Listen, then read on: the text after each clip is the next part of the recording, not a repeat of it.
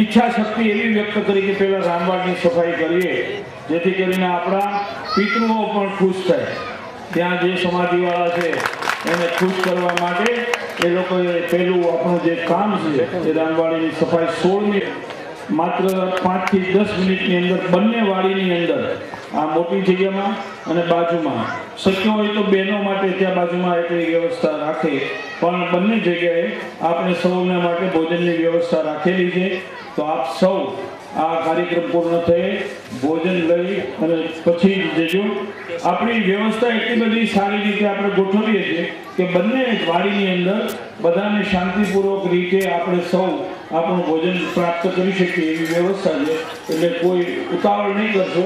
અને હજુ આપણે તો બહુ કંઈ સમય પણ થયો નથી, ભોજનનો હજુ સમય થવા આવ્યો છે. તો આપણે સૌ ભૂખા તો થયા છે.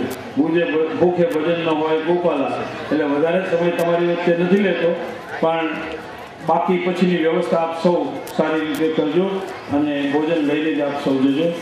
આપને હવે આભાર વિધિ ડૉક્ટર ભાવનગર સાધુ સમાજ, વૈષ્ણવ સાધુ સમાજ ના બેનર નીચે આજે આપણે સ્નેહ મિલન કાર્યક્રમ રાખ્યો.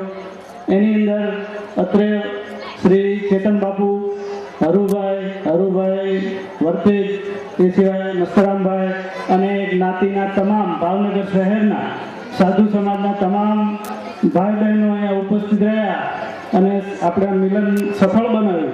દર વર્ષે આવું મિલન આપણું યોજાય, સ્નેહ મિલન, અને સમાજ માટે કંઈક કામ કરીએ એવી હનુમાનજી મહારાજ પાસે પ્રાર્થના કરીએ. આજનો કાર્યક્રમ અહીંયા પૂરો કરીએ છીએ. જય હિન્દ, જય ભારત.